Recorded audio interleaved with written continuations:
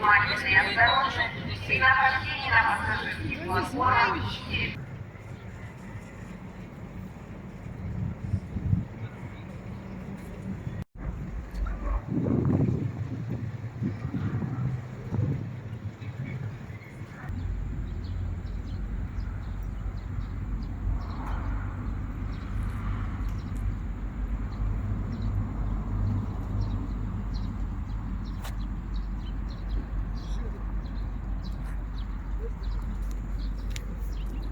Что ж, добро пожаловать в Комсомольск-на-Амуре, второй город по величине Хабаровского края, население около 240 тысяч человек.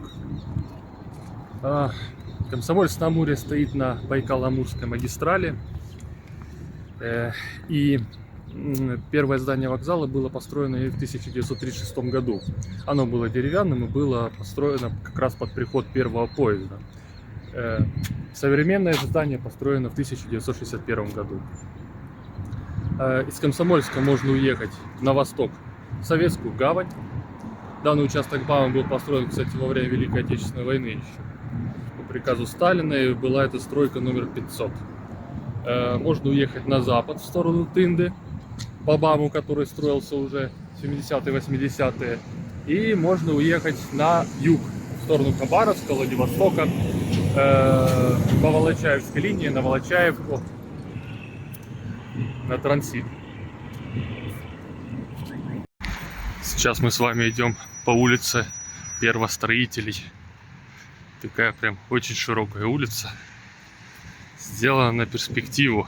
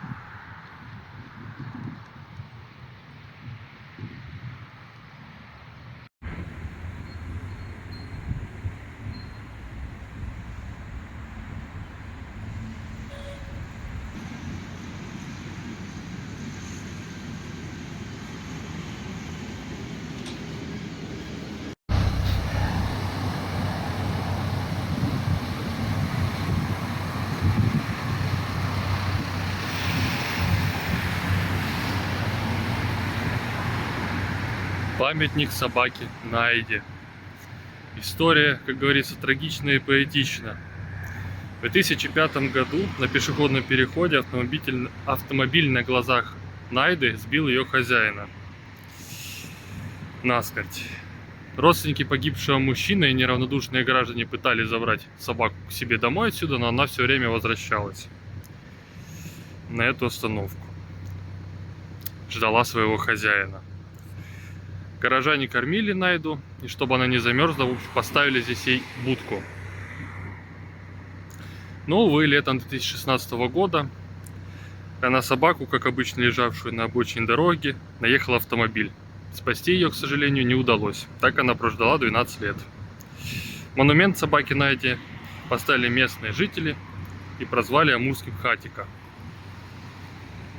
Ну и установили в сквере, где она и ждала своего хозяина. Вот так.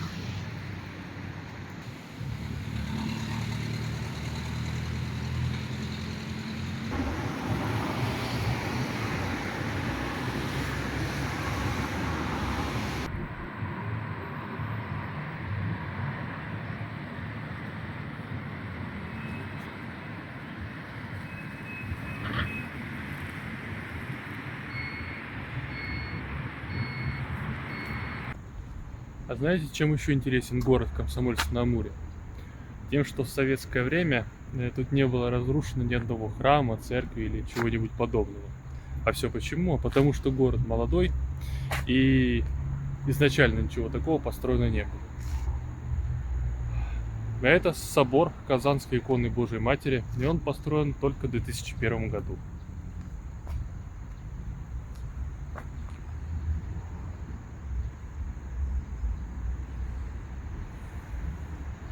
А вот что уберечь не удалось, так это комсомольский трамвай.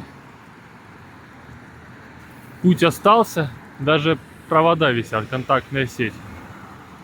Но трамвай уже не ходит пару лет как. Увы.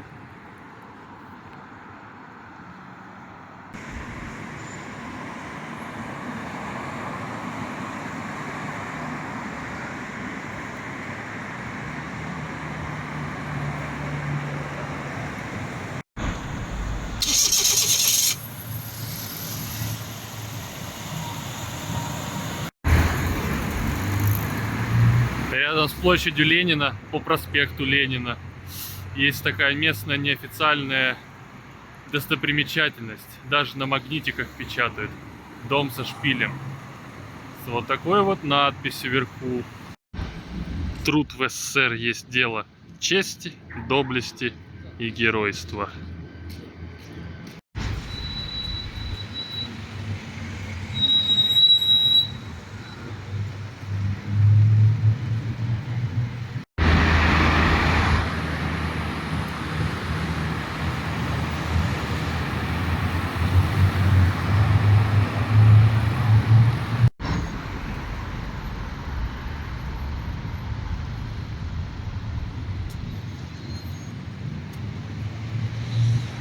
Ну и сам Ильич на площади Ленина.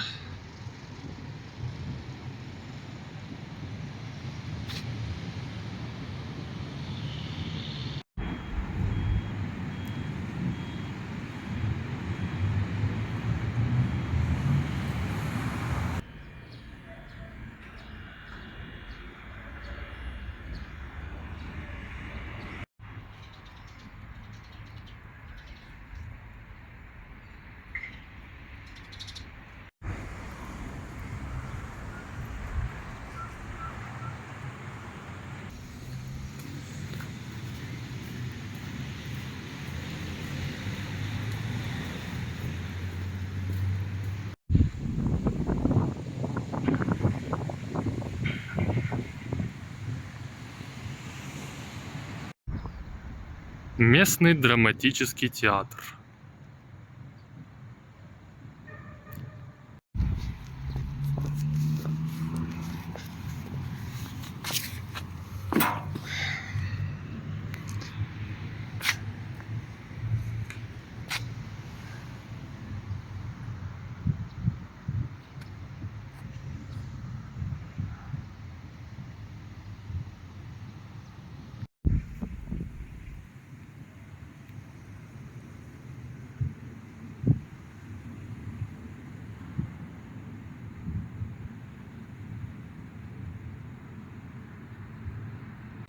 Местный центральный парк культуры и отдыха, он же Яблоневый сад.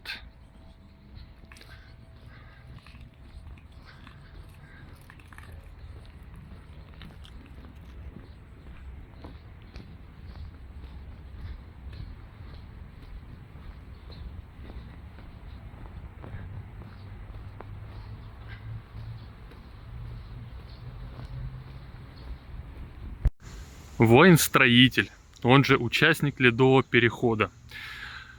Посвящен Ледовому переходу Хабаровск-Комсомольск, который состоялся зимой 1933-1934 годов. В чем был смысл этого перехода? Правительство Советского Союза было озабочено медленными темпами строительства авиационного завода. Был необходим мощный производственный центр на Дальнем Востоке. Безопасность же восточных границ страны должен был обеспечить Комсомольск-на-Амуре своей производственной мощностью. Однако работы шли чрезвычайно медленно, железная дорога тогда только строилась, связь была только в летний период по воде.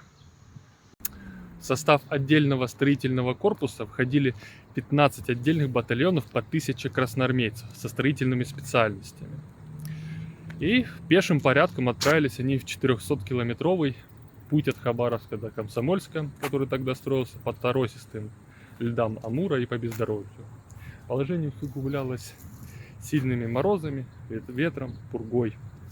В чести командиров за этот поход никто не умер, обморожения никто не получил. И никто даже не заболел.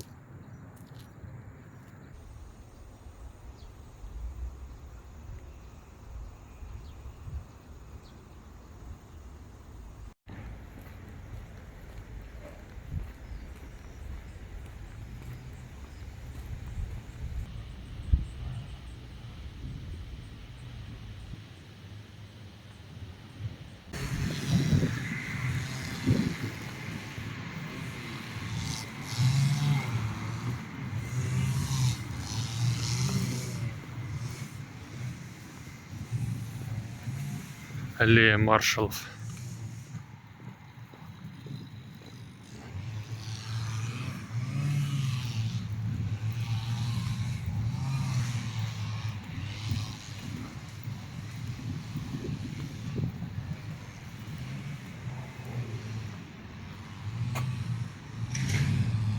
Как-то он тут на себя не похож.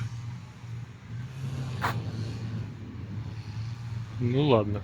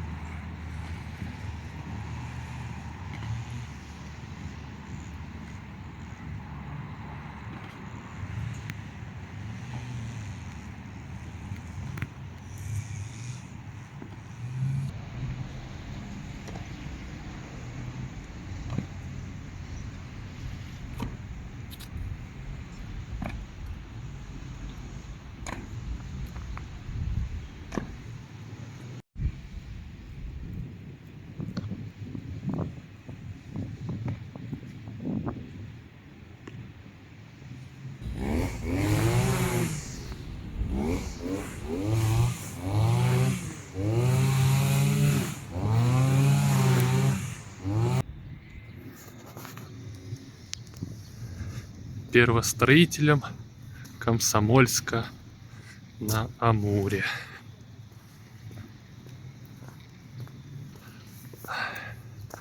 За этим памятником находится и сам Амур.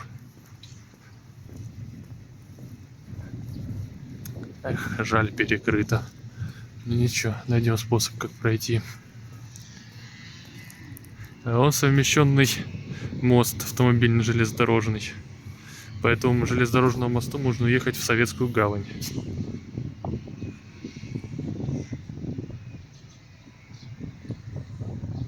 Сам Комсомольск, конечно, плоский как стол.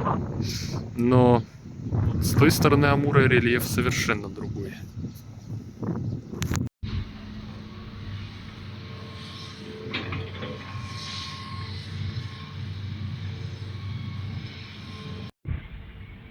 Инструмент с собой везут и гитару.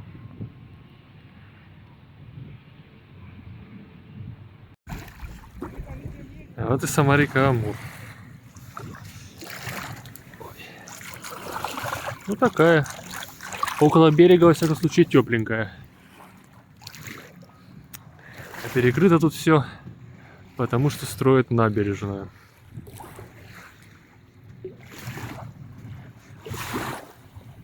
А вот это речной вокзал.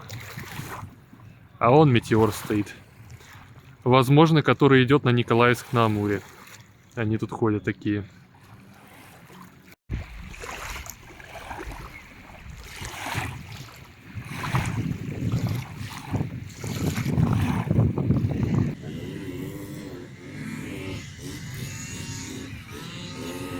Вот так вот все это случилось именно здесь. Строительство же города началось с возведения авиационного и судостроительного заводов и бараков вокруг них. О, а здесь вот уже частично выстроена набережная. Согласно паспорту объекта, что здесь написано, 2,8 километра должны реконструировать.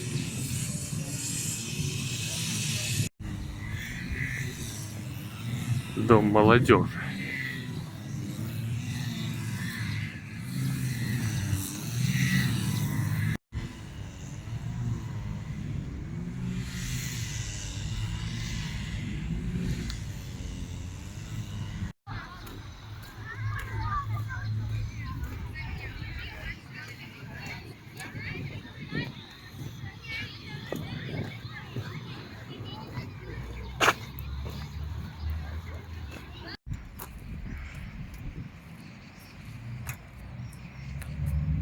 Может, вас на фоне снять не надо?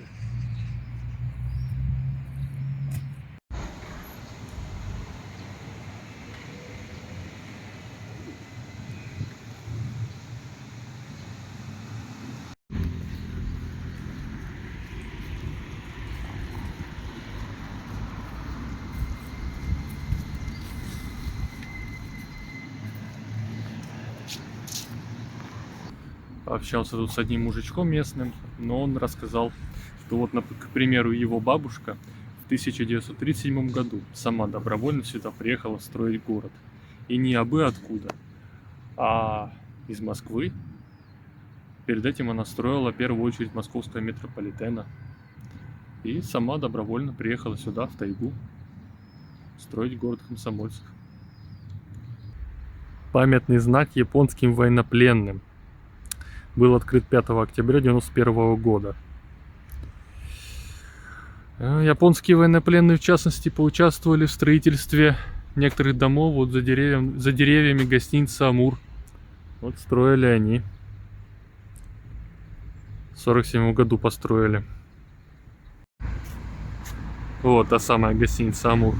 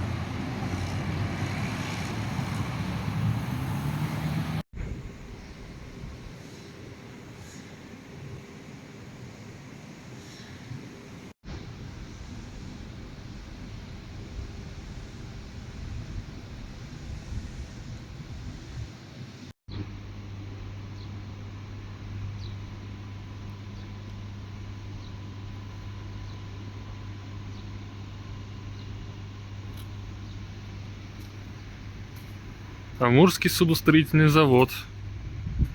Ранее завод имени Ленинского комсомола, ЗЛК. Одно из градостроительных предприятий Комсомольск-на-Амуре. После развала Советского Союза, конечно, тяжко ему пришлось. Но завод работает, и это хорошо.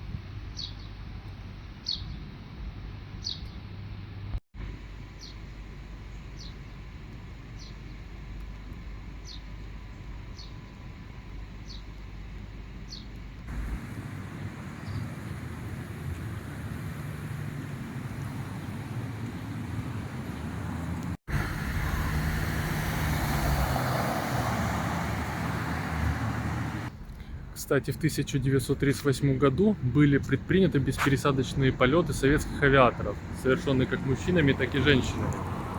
Так вот, 24-25 сентября 1938 года на самолете АНТ-37 экипаж из 3 женщин совершил полет Москва-Дальний Восток.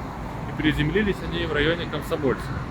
Но не все прошло у них гладко, но таки долетели. После того, как они долетели, их нашли, то поселили вот в этом доме номер 49 по улице Кирова. Кстати, на тот момент они установили женский мировой рекорд по дальности полета.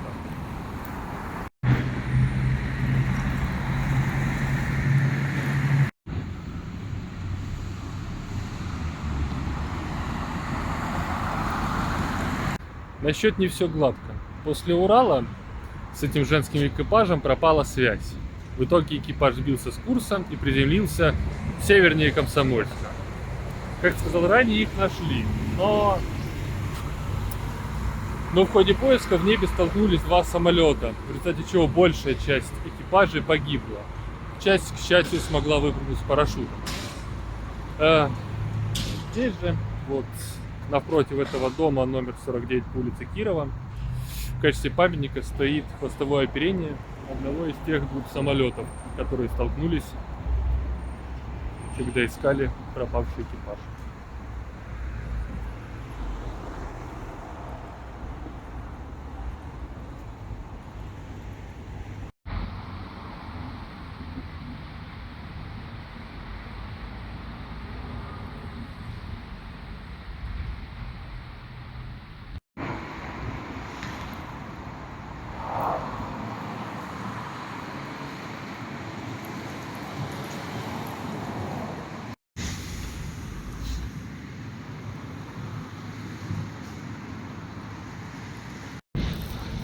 Даже мечеть тут есть.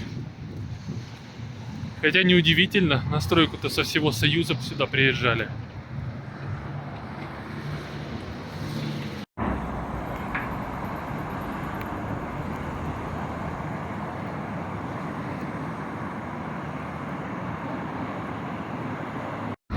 Река Силенка рядом с одноименным парком. Чуть дальше впадает в Амур. Такая быстрая горная речка.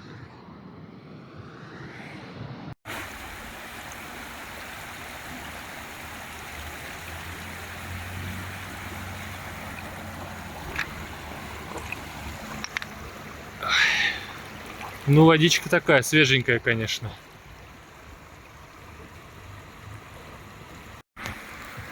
Пора бы пообедать, в конце концов. А что у нас тут? Картошечка с котлеткой, салат из помидор. Эх. Морс брусничный. И на пробу местная рыбка. Нерка.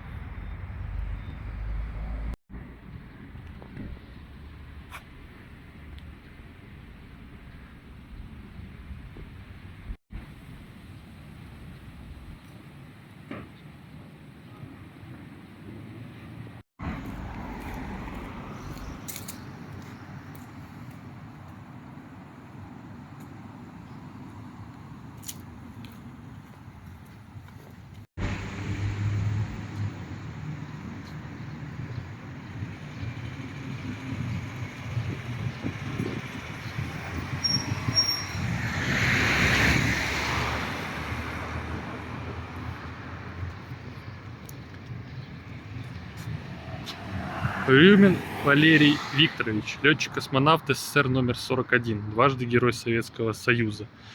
Бортинженер космических кораблей Союз-25, Союз-35 экипаж старта, Союз-34 экипаж приземления, Союз-35 экипаж старта, Союз-37 экипаж приземления и орбитальной станции Салют-6.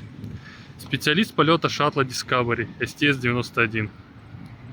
уроженец города Комсомольск-на-Амуре.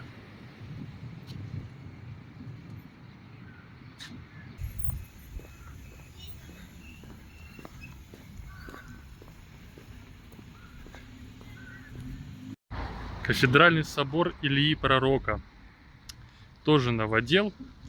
Итоговое освящение храма произошло 17 октября 2017 года.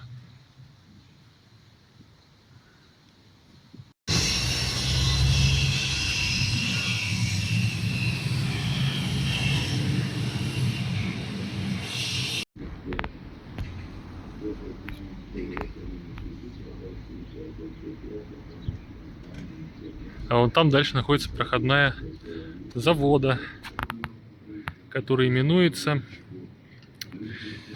Комсомольский-на-Амуре авиационный завод имени Гагарина.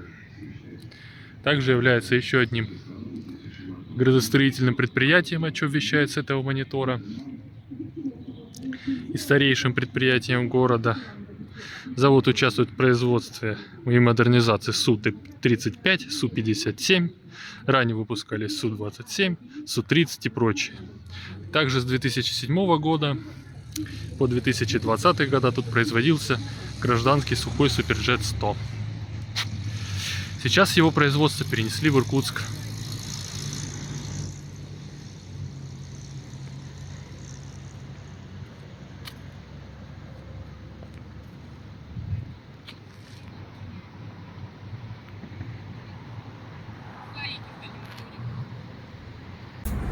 Ну что можно сказать про сам город?